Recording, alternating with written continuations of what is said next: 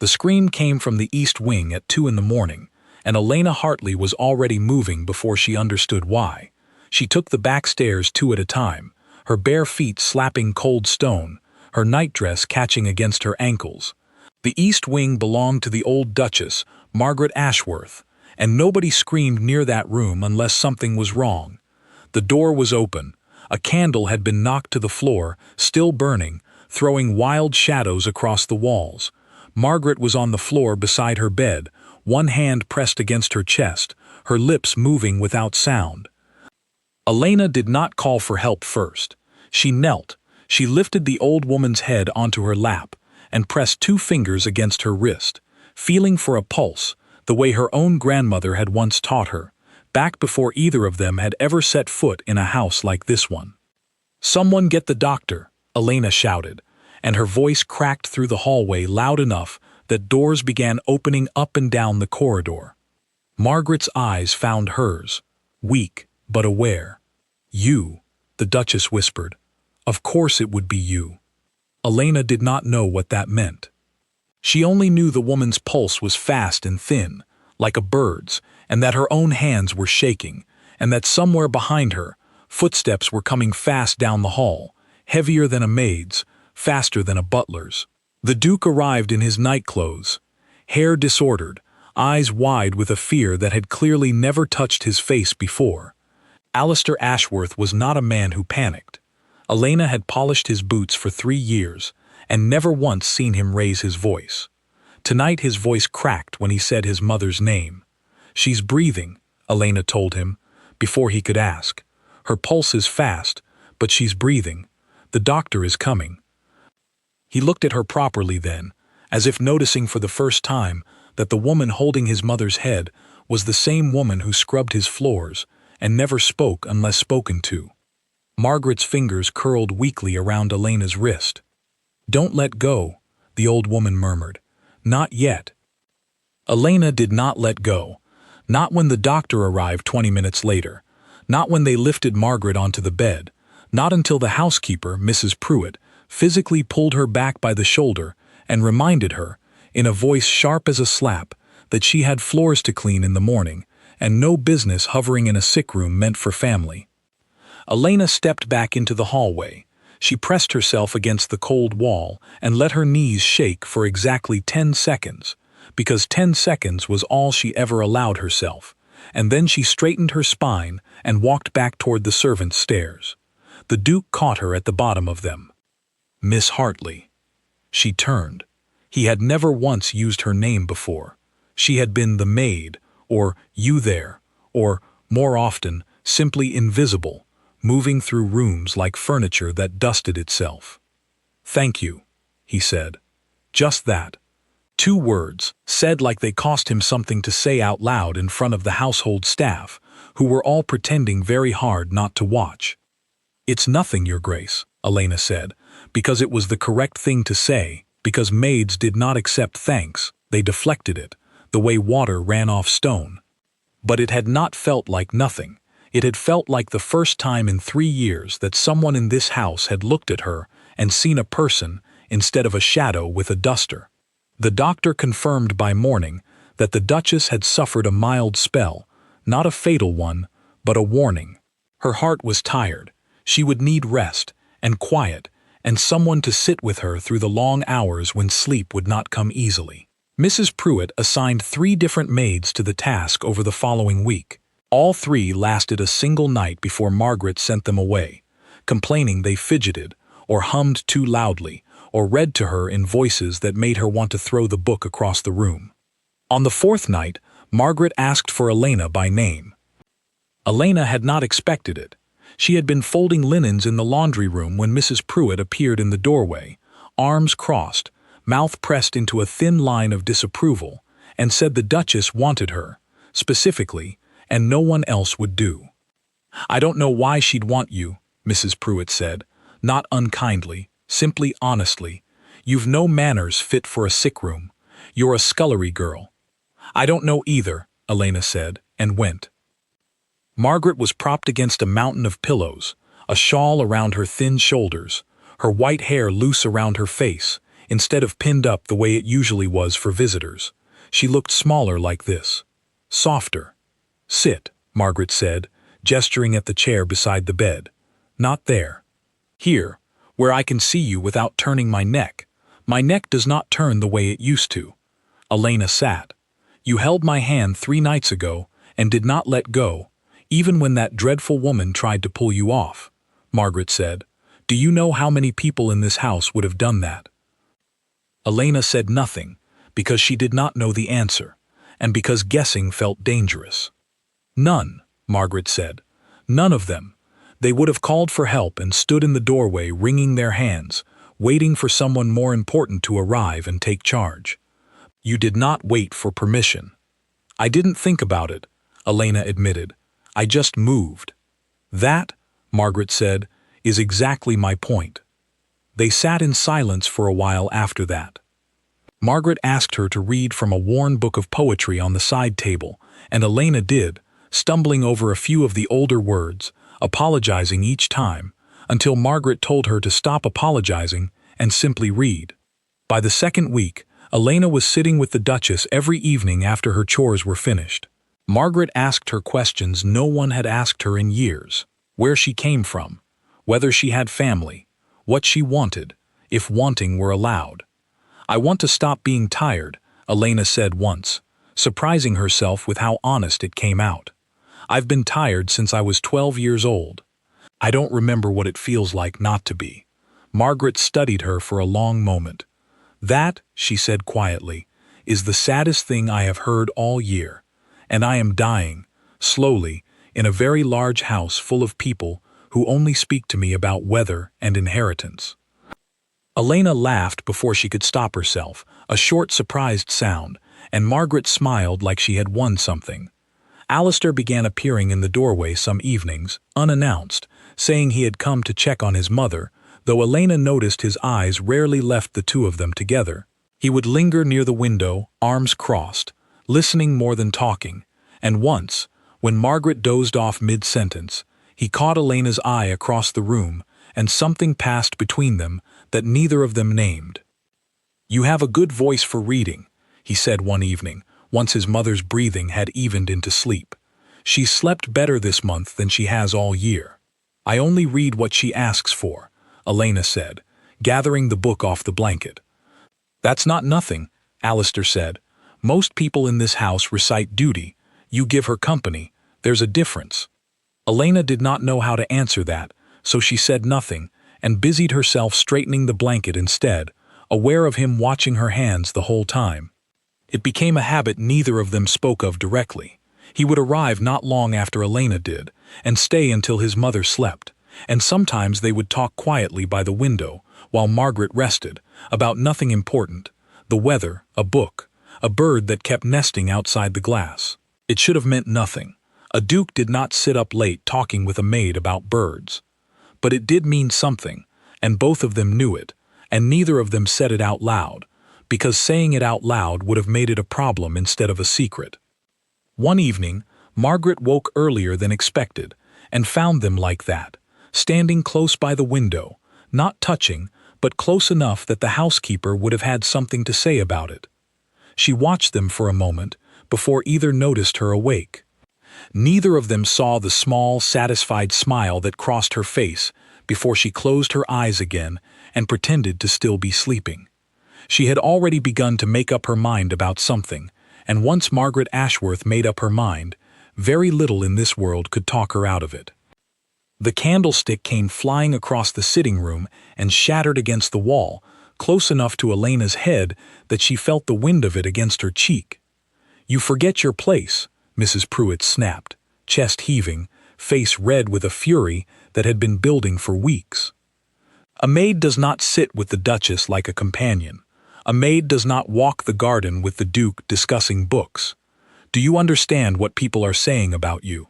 Elena stood very still, hands folded in front of her apron, the way she had learned to stand years ago when a raised voice meant it was safer not to move. "I have done nothing wrong," Elena said quietly. "You have done everything wrong," Mrs. Pruitt said. "You have made yourself impossible to ignore, and a girl like you cannot afford to be noticed. Noticed girls get sent away. Noticed girls get blamed for things they never did, the moment it becomes convenient for someone to blame them. The warning landed harder than Mrs. Pruitt probably intended, because Elena had heard some version of it before, in a different house, from a different woman, in the last position she had held before this one. She said nothing about that. She never did. The Duchess asked for my company, Elena said instead. I did not ask for hers. And when she is gone, Mrs. Pruitt said, lowering her voice now, almost kind in her cruelty. What happens to you then? You think the Duke will keep a scullery girl underfoot once his mother stops needing her? You are a comfort to a dying woman, nothing more. Do not mistake that for anything else. She left without waiting for a response, her skirts snapping around the doorway like a closing curtain.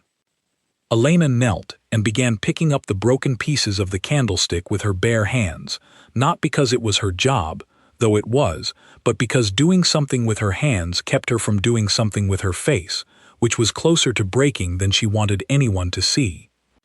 She had spent 3 years learning how to be invisible in this house. It had taken exactly 1 sick night and 4 weeks of reading poetry aloud to undo all of it. Alistair found her still kneeling there 20 minutes later, a small cut on her thumb from a shard she had missed, blood beading dark against her pale skin. What happened? He said, not a question so much as a demand, already crossing the room toward her. Nothing, Your Grace. The old answer. The safe one. You're bleeding. It's a small cut.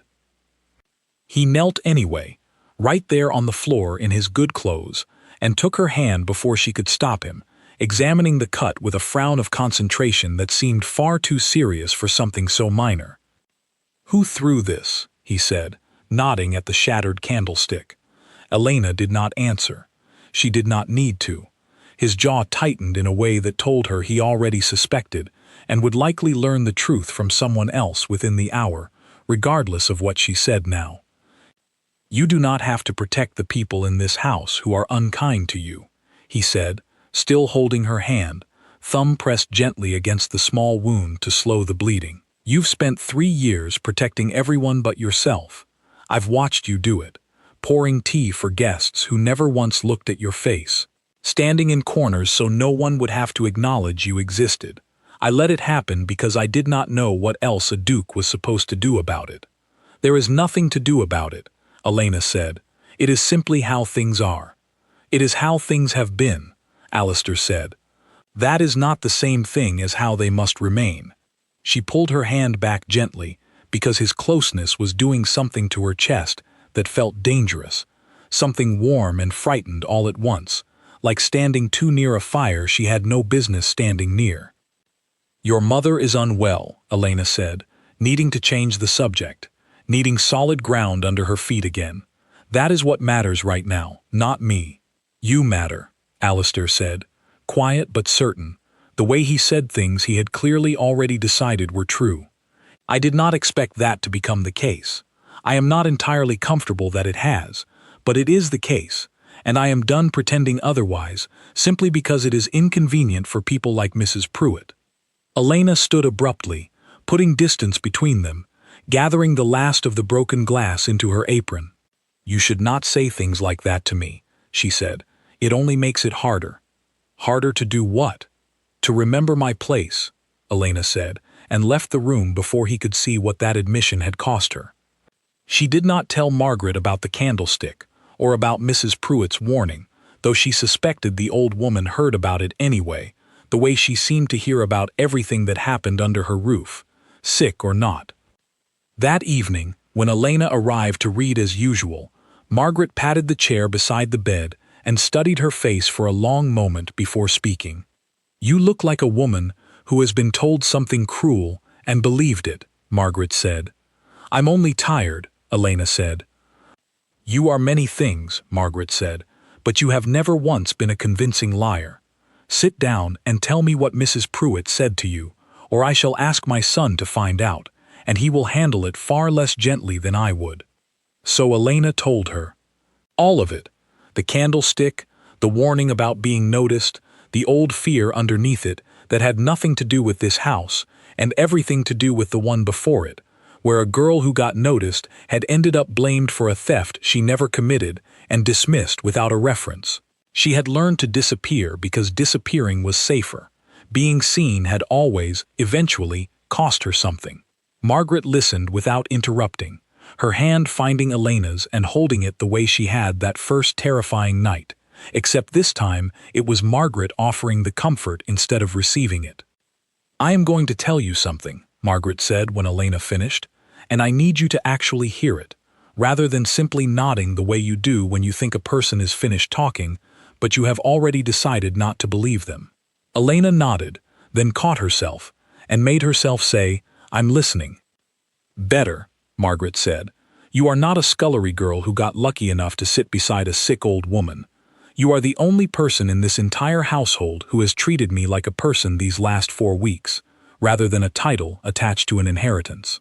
My own nephew visits twice a year and spends the whole visit calculating what he stands to gain when I die. My son loves me, truly, but he does not know how to simply sit with sickness. He wants to fix it, manage it, solve it like a ledger. You are the only one who simply stayed." "Anyone would have stayed," Elena said. "No," Margaret said, with a firmness that ended the argument. "Not anyone. You would be astonished how few people simply stay when staying offers them nothing in return." She squeezed Elena's hand once more before releasing it. "Mrs. Pruitt is afraid of you," Margaret said, though she would never admit it, because fear in that woman always disguises itself as scolding. She is afraid because she has spent her whole life believing that people know their place and stay in it, and you have quietly proven her wrong simply by being yourself. That is not a fault in you. That is a threat to her entire way of understanding the world." Elena did not know what to say to that, so she said nothing, and Margaret, satisfied she had made her point, asked for the poetry book instead, and the evening continued as it always did, quiet and unremarkable, except that something inside Elena had shifted slightly, some old fear loosening its grip by half a degree. Nathaniel Ashworth, the Duke's cousin, arrived unannounced 3 days later, ostensibly to check on his aunt's health, though Elena noticed he spent considerably more time in the study, reviewing account books than at Margaret's bedside. He was a tall man with a smile that never quite reached his eyes, and he had a way of looking at servants that made Elena's skin prickle, as though he were assessing what use each of them might someday be to him, or what threat. He cornered her near the library on his second day, blocking the doorway just enough to make it clear it was not an accident. "You're the one who has been keeping my aunt company," he said, not a question. "Yes, sir." "How fortunate for you," he said, and there was something underneath the pleasant words that Elena did not like at all. "A girl in your position, suddenly so close to the family, people notice things like that. People remember them, later, when circumstances change. I only read to her, sir, nothing more." "Of course," Nathaniel said, smiling that smile that did not reach his eyes. "Nothing more. I am sure that is exactly how it will be remembered." He stepped aside to let her pass, and Elena walked on without looking back, though she felt his gaze following her the entire length of the corridor, cataloging something, filing it away for later use. She did not yet know what he was planning.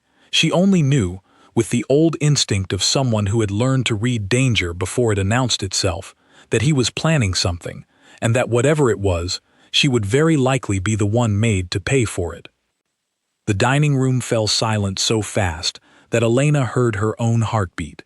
She had been standing against the far wall with the other staff, a tray balanced in her hands, ready to refill glasses the moment anyone signaled for it, invisible in the way she had trained herself to be for 3 years. The family had gathered for what she understood to be a discussion of the estate's future, now that Margaret's health had grown fragile enough that such conversations could no longer be postponed. Alistair sat at the head of the table. Nathaniel sat near the far end, close enough to the will documents stacked beside Margaret's chair that Elena suspected he had already read through them twice before anyone else arrived. Distant cousins and family friends filled the remaining seats, invited, Elena assumed, simply because tradition demanded witnesses for occasions like this one. Margaret had insisted on sitting up for the meal, rather than remaining in bed, dressed in deep green silk, her white hair pinned with more care than Elena had seen in weeks. She looked, for the first time since her collapse, entirely herself again, sharp-eyed and unbothered by the weight of every gaze in the room. "Before the soup grows cold," Margaret said, setting down her spoon with a small, deliberate click against the china, "I would like to say something, and I would like everyone to remain seated and quiet until I have finished." Nathaniel smiled the way he always smiled, pleasant and hollow. "Of course, Aunt Margaret. I have spent the last month closer to death than any of you realized," Margaret said, without drama, simply stating the fact the way she might describe the weather. "It has clarified certain things for me. Namely, who in this house actually cares for me, and who has simply been waiting for a convenient date on a calendar." A cousin near the middle of the table laughed nervously, uncertain whether this was meant as humor. Margaret did not laugh. Nathaniel's smile thinned by a fraction, though he said nothing. "During my illness," Margaret continued, "exactly one person in this household sat with me through the worst of the nights. Not out of duty, not because anyone ordered her to, she simply came, and stayed, and asked nothing of me in return, which is more than I can say for most of the people currently holding a fork at this table." Elena's stomach dropped. She knew, with sudden cold certainty, exactly where this was going, and she wanted, more than she had wanted anything in a long time, to set down the tray in her hands and walk quietly out of the room before her name was said aloud in front of every person seated there. She did not move quickly enough. "Elena Hartley," Margaret said, turning slightly in her chair to find her against the wall. "Come here, please." The room turned as one, every head swiveling toward the maid standing rigid against the wallpaper, tray still balanced in her shaking hands. Someone took it from her, she was not sure who, and then she was walking forward across the dining room floor, aware of every footstep, aware of Nathaniel's narrowed eyes tracking her, aware of Alistair rising slightly from his seat, as though to intervene, and then thinking better of it. "Yes, Your Grace," Elena said, standing beside Margaret's chair, eyes fixed somewhere just past the old woman's shoulder because she could not bear to look directly at the assembled faces. "This is the young woman who held my hand through the worst night of my life," Margaret announced to the table, "and who has read to me nearly every evening since, and who has, in 1 month, shown this family more genuine care than most of you have managed in years of holidays and birthday visits." "Aunt Margaret," Nathaniel began, voice smooth, "I'm sure we all appreciate the girl's diligence, but surely this is a matter for private thanks, not a dinner announcement." "I was not finished," Margaret said, and something in her tone made even Nathaniel close his mouth. She reached beside her chair and lifted a small wooden box Elena had not noticed before, setting it on the table with a soft, deliberate thud. "These are my personal jewels," Margaret said. "Not the estate pieces, which belong to whoever eventually holds the title, but my own, gifted to me by my mother and her mother before that. I am leaving them to Elena Hartley." A murmur broke across the table, half shock, half outrage, quickly hushed by Margaret's raised hand. "I am also leaving her my private study, and the books within it, which no one else in this family has bothered to read in 20 years, Margaret continued, "along with a settlement sufficient that she will never again have to scrub a floor to keep herself fed, should she choose not to." Elena's face had gone hot and then cold. She was aware of tears threatening at the edges of her vision, and fought them back with everything she had, aware that crying now would only give Nathaniel and his allies something else to whisper about later. "I'm only the maid," Elena whispered, mortified, the words escaping before she could stop them, meant for Margaret alone, but landing loud enough in the sudden silence of the room that everyone heard. "You were the maid," Margaret said gently. "That is finished now. What you become next is, I suspect, largely up to my son, who has been staring at you like a starving man at a locked pantry for the better part of a month, and who I am now going to embarrass thoroughly in front of the entire family, because someone in this house needs to say the obvious thing out loud." "Mother," Alistair said, a warning and a plea at once. "I am dying, Alistair," Margaret said, not unkindly, simply factually. "Perhaps not tonight, perhaps not this year, but soon enough that I have stopped pretending I have unlimited time to wait for you to work up the courage to say what you clearly already feel.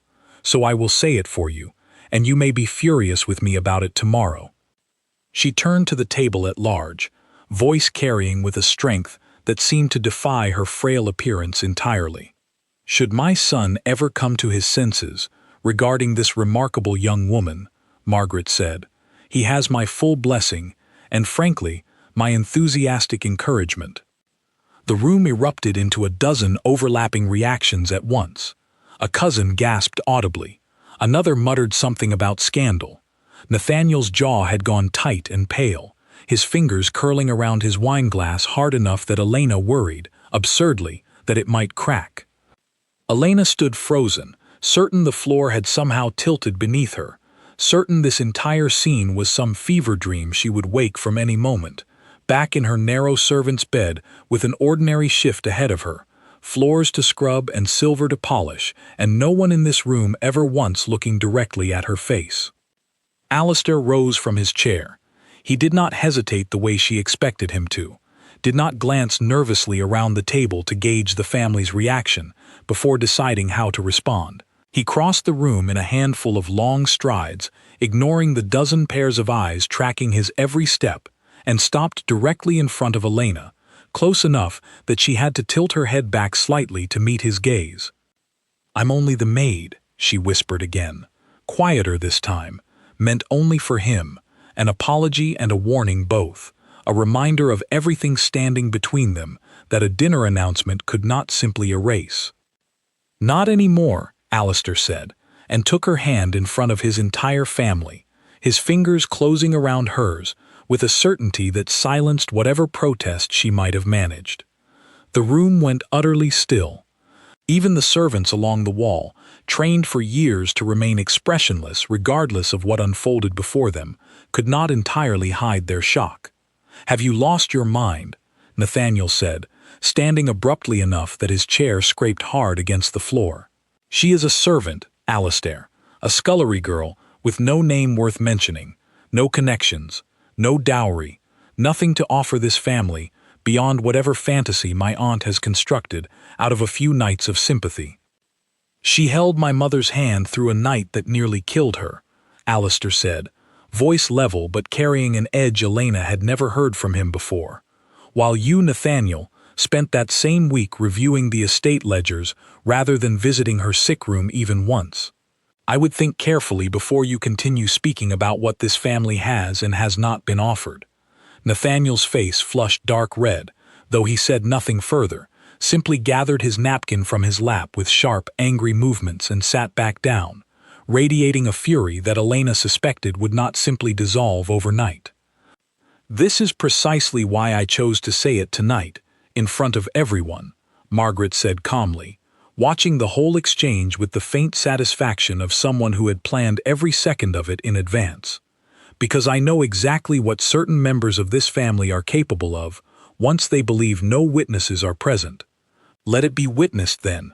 Let all of you remember, clearly, that this was my choice, freely made, while I was of entirely sound mind, regardless of whatever story someone might attempt to construct after I am gone." Elena finally found her voice, though it came out smaller than she intended. "Your Grace," she said to Margaret, "I never expected anything. I never wanted anything from you beyond what I gave freely." "I know," Margaret said, smiling now, the first genuinely warm smile Elena had seen from her all evening. "That is precisely why you deserve it." The dinner continued after that in a strange, brittle atmosphere, conversation resuming in fits and starts, guests exchanging glances that Elena could feel against her skin like small burns. Alistair did not release her hand for a long while, not until she gently reminded him, under her breath, that she still had a tray of glasses to attend to, and staff who would talk regardless of what had already been said tonight. "Let them talk," Alistair murmured, though he finally released her, his thumb brushing briefly against her palm before he let go entirely. Later that night, Once the guests had departed and the house had settled into its usual quiet, Elena found herself standing outside on the terrace, the cool air a welcome relief against her flushed skin, her mind still spinning through everything that had happened in the space of a single dinner. Footsteps approached behind her. She did not need to turn to know who they belonged to. "You didn't have to say anything," Elena said, staring out at the dark garden rather than facing him. "I would have been content simply reading to her. I never asked for more than that." "I know you didn't ask," Alistair said, coming to stand beside her at the railing. "That is precisely why I wanted to give it anyway." "Your family will never accept this," Elena said. "Your cousin looked at me tonight like I had personally stolen something from him. My cousin has spent years believing this estate owes him something simply for existing," Alistair said. "His opinion of you says considerably more about his own character than it does about yours." Elena finally turned to face him, searching his expression in the dim light for any trace of doubt, any hesitation that might suggest this had been a moment of impulse he would come to regret by morning. She found none. "Your mother called it correctly," Elena admitted quietly. "I have been terrified of being noticed for a very long time. Being noticed has never gone well for me before." "Then let this be the time it finally does," Alistair said, reaching for her hand again, gently this time, giving her every opportunity to pull away if she wished. She did not pull away. Somewhere behind them, in a darkened window overlooking the terrace, Nathaniel Ashworth watched the two of them standing close together in the moonlight, his expression unreadable, his mind already turning over the pieces of a plan that would take considerably more than one uncomfortable dinner to unravel. The constable stood in the entrance hall with a folded letter in his gloved hand, and Elena knew, the instant she saw his face, that whatever was written on that paper had her name on it. "Miss Hartley," he said, formal and grim, "I have received a written complaint alleging theft of family property. I am required to search your quarters." The words landed like a physical blow. Elena's mind raced backward through every object she had touched in the past week, every drawer she had dusted, every room she had entered, searching desperately for some innocent explanation that might already be forming, though she knew, with sinking certainty, that whatever had been planted would be planted well enough that innocence alone would not save her. "Search them, then," Elena said, forcing her voice steady despite the way her hands had begun to shake. "I have taken nothing." Mrs. Pruitt appeared at the top of the stairs, drawn by the commotion, her expression a careful mixture of concern and something else Elena could not quite name, though it looked uncomfortably close to satisfaction. They found the necklace within minutes, tucked beneath the mattress in Elena's small room, a piece Elena recognized instantly as belonging to the estate collection rather than to Margaret's personal jewels, a piece she had certainly never touched, let alone hidden in her own bed. "I have never seen that necklace before in my life," Elena said, and heard how desperate it sounded even as she said it, the same tired protest every accused person surely made, true or false. "It was found in your room," the constable said, not unkindly, simply stating fact. "Someone put it there," Elena said. "Someone who wanted me removed from this house." Nathaniel arrived in the hallway with impeccable timing, expression arranged into concerned surprise, as though he had simply happened to be passing through. "What on earth is happening here?" he said, taking in the scene with practiced innocence. "A theft accusation, sir," the constable explained. "Family jewelry found hidden in the young woman's quarters." "How dreadful," Nathaniel said, shaking his head with theatrical dismay. "Though I confess, I am not entirely surprised.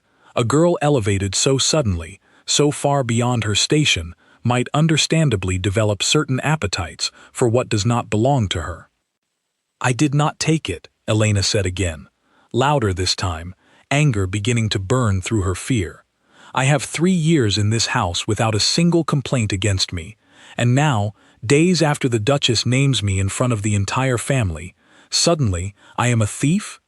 Ask yourself who benefits from my disgrace, sir, before you decide whose word carries more weight." Nathaniel's pleasant expression flickered, just slightly, just long enough for Elena to know she had struck closer to the truth than he found comfortable. Alistair arrived at a near run, having been fetched by a frantic housemaid, and took in the scene, the constable, the necklace, Elena's pale and furious face, in a single sweeping glance. "Explain this," he said, voice low and dangerous in a way Elena had never heard from him before. "Estate property was discovered hidden in Miss Hartley's quarters," the constable said. "I am obligated to take her into custody pending further investigation, Your Grace, regardless of her position in this household." "You will do no such thing," Alistair said. "Your Grace, the law does not bend for—" "I am aware of what the law requires," Alistair interrupted, "and I am telling you that this woman did not commit this theft, and I intend to prove it before you take her anywhere." He turned to Elena, searching her face with an intensity that made her chest ache. "Did you touch that necklace?" "Never," Elena said. "I did not know it existed until this moment." "Then we will find out who did," Alistair said, and turned to address the small crowd of servants and family members that had gathered in the hallway to witness the unfolding scandal. "Someone in this house planted that item, and I intend to discover exactly who and exactly why before anyone makes the mistake of dragging an innocent woman out of my home in chains."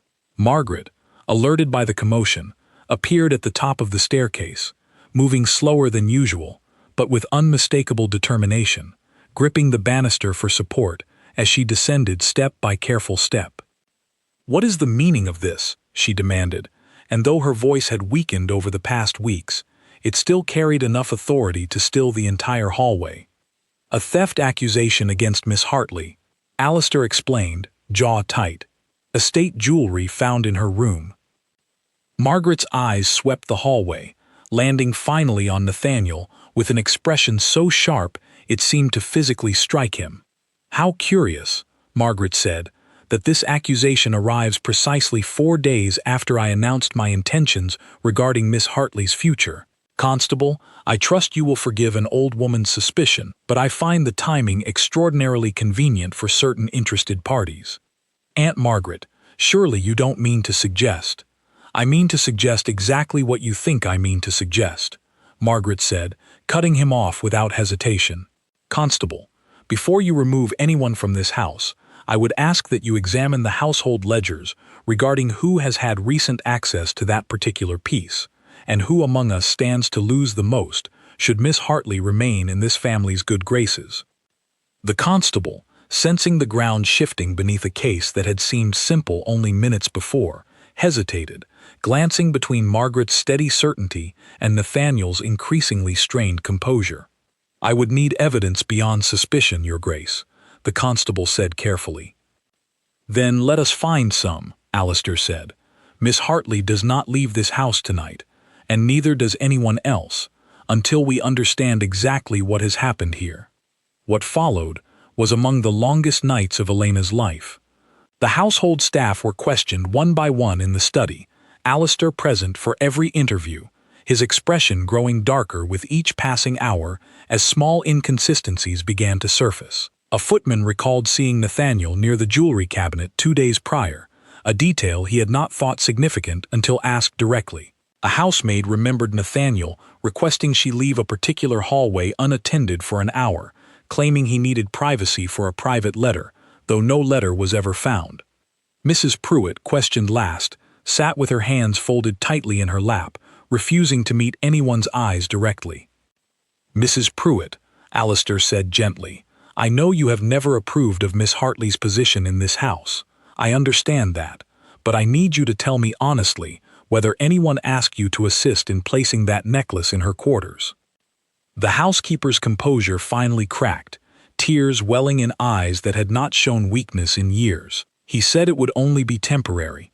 He said she would be dismissed quietly, sent away with a small settlement, nothing more, and everything would return to how it should be. He never said anything about a constable, about chains, about ruining the girl entirely. I thought I was simply protecting the natural order of things." "You were protecting nothing," Margaret said quietly from the doorway, her voice heavy with disappointment rather than anger. "You were participating in the destruction of an innocent woman's life to preserve your own comfort with how things used to be. I trusted you in this house for 15 years, Mrs. Pruitt. Your Grace, I only meant. I know what you meant, Margaret said. It does not change what you did. By dawn, the truth had assembled itself fully. Nathaniel had taken the necklace from the estate collection 2 days prior, using a spare key he retained from his years assisting with household inventories, and had convinced Mrs. Pruitt to ensure Elena's room remained unlocked and unattended long enough for him to hide it there himself. The anonymous letter to the constable, written in a hand, disguised but not disguised well enough to survive close comparison against Nathaniel's own correspondence, had been the final piece. Nathaniel was confronted in the study as the sun rose, the assembled evidence laid before him with the cold precision of a man who had clearly rehearsed this confrontation many times over the sleepless hours of the night. "You would destroy an innocent woman's life," Alistair said, voice deadly quiet, "to protect an inheritance you were never guaranteed in the first place." "She does not belong here," Nathaniel said, dropping all pretense now that pretense had failed him entirely. "None of this belongs to her. You would throw away this family's name, this family's legacy, on a servant girl who happened to charm a dying old woman at exactly the right moment. I did what any reasonable man would do to protect what should rightfully remain within this family. She belongs here because I have chosen it," Alistair said, "and you, cousin, no longer do. I want you out of this house by evening, and I want it understood clearly among every remaining member of this family that any further attempt to harm Elena Hartley, in reputation or otherwise, will be met with considerably less mercy than you have received this morning."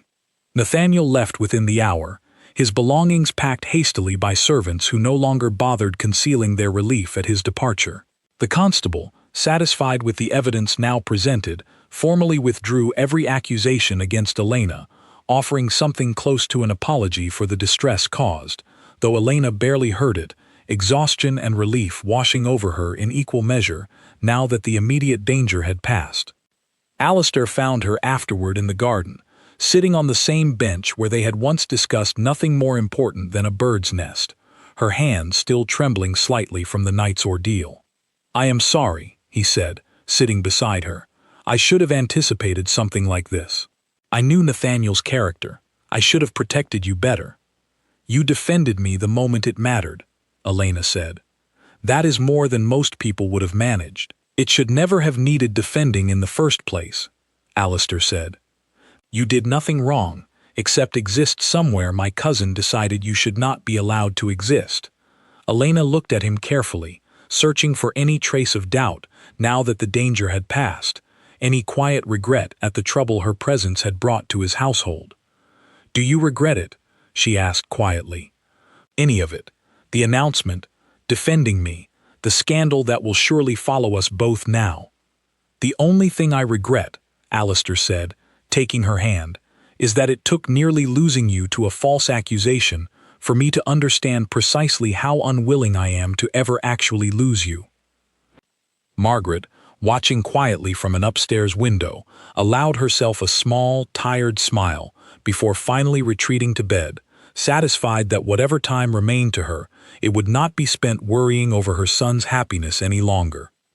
The letter arrived on a gray morning, sealed with wax and stamped with a solicitor's mark, and Elena's hands went cold the moment she recognized Nathaniel's handwriting on the accompanying note tucked inside. She had thought him gone for good. 3 months had passed since his dismissal from the house, 3 months of quiet healing, of Margaret growing steadily weaker despite everyone's best efforts, of Elena and Alistair growing steadily closer despite the whispers that still followed them through certain drawing rooms in the city. She had allowed herself, foolishly perhaps, to believe the worst danger had already passed. The letter informed Alistair, in cold formal language, that Nathaniel intended to contest any future marriage on legal grounds, claiming Elena had exercised undue influence over a dying woman's judgment, and that he had retained solicitors prepared to challenge the validity of Margaret's gifts in court, dragging the family name through a public scandal that would outlast them all. "He is bluffing," Alistair said, though his expression suggested he did not entirely believe his own reassurance. There is no court in this country that would rule undue influence based on nothing more than a woman reading poetry aloud. He does not need to win, Elena said quietly, understanding immediately what Nathaniel actually intended. He only needs to drag your mother's name through months of public scrutiny while she is dying. He needs to make her final months miserable enough that some part of you begins to wonder whether marrying me was worth the cost to her peace. Alistair's jaw tightened, because he clearly recognized the accuracy of her assessment, even as he wished he could dismiss it entirely. They brought the letter to Margaret that afternoon, dreading the conversation, only to find her remarkably unbothered by news that had sent both of them into a quiet panic. "Let him try," Margaret said, setting the letter aside with the same composure she might have shown toward an unwelcome dinner invitation. "I anticipated something like this the moment I dismissed him from this house. Which is why I had my solicitor draft an ironclad statement of my intentions the very next morning, witnessed by 3 independent parties who have no connection whatsoever to this family, and therefore nothing to gain by lying on my behalf." "You anticipated this," Alistair said, somewhere between exasperation and admiration. "I have lived a great deal longer than either of you," Margaret said. "I know precisely how men like Nathaniel behave when they lose something they believed belonged to them by right. Fetch the solicitor's copy from my study. 3rd drawer, beneath the poetry books Elena has been kind enough to read to me." The document, when produced, proved exactly as thorough as Margaret promised, detailing not only her intentions regarding the jewelry and the settlement, but a full account of her mental state at the time of the gift, confirmed by an independent physician who had examined her the same week, along with sworn statements from 2 family friends who had witnessed the dinner announcement and could attest, under oath if necessary, that Margaret had spoken with complete clarity and conviction.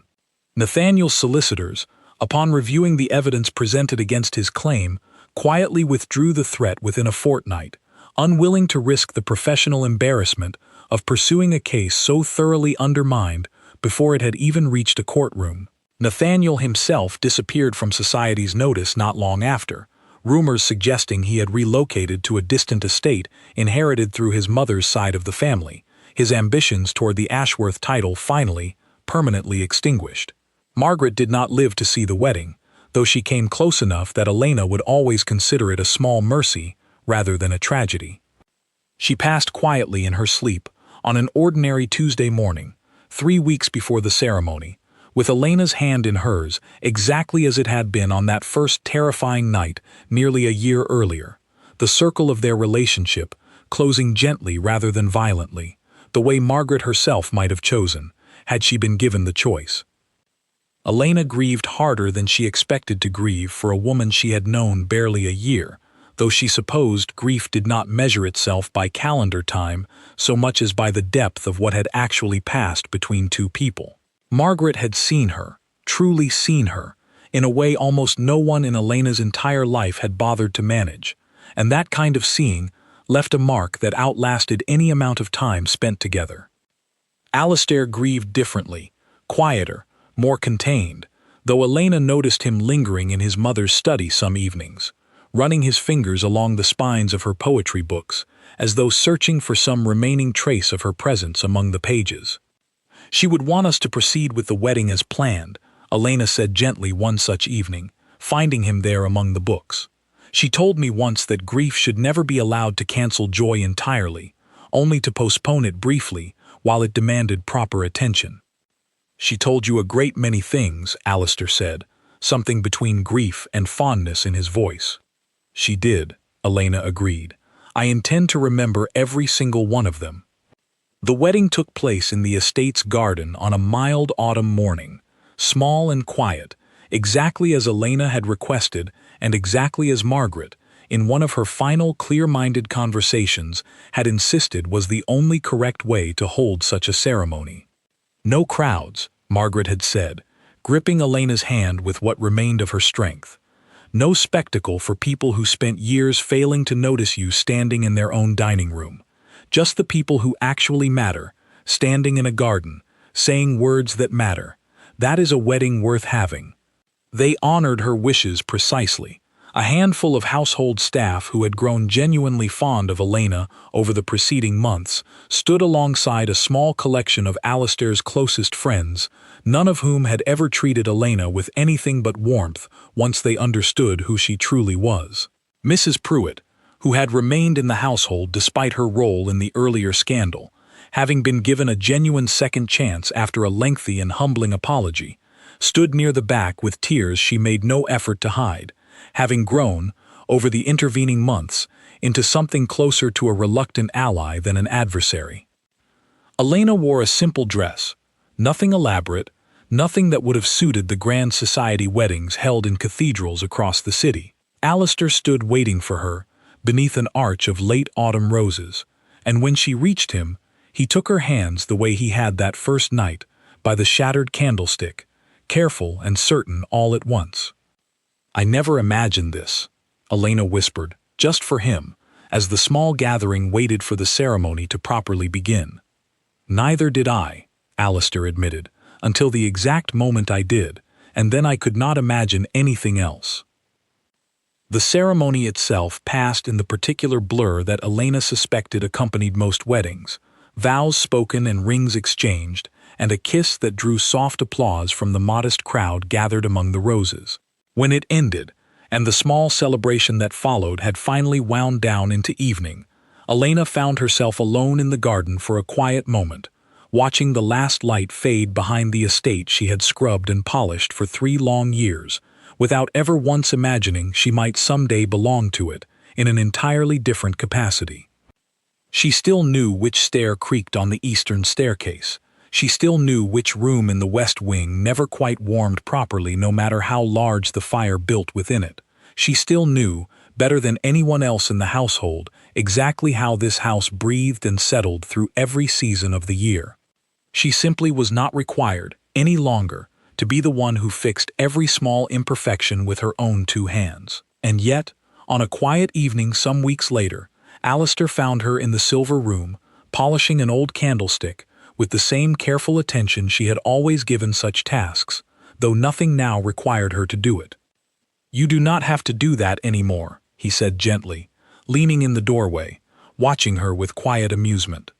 "I know," Elena said, not looking up from her work. "I suppose some habits simply outlast the reasons that created them." He crossed the room and sat beside her, picking up a cloth of his own, and together they finished polishing the silver in comfortable silence, 2 people who had built something real out of a friendship neither of them had ever expected, out of a kindness that had cost Elena nothing, and given her, eventually, everything.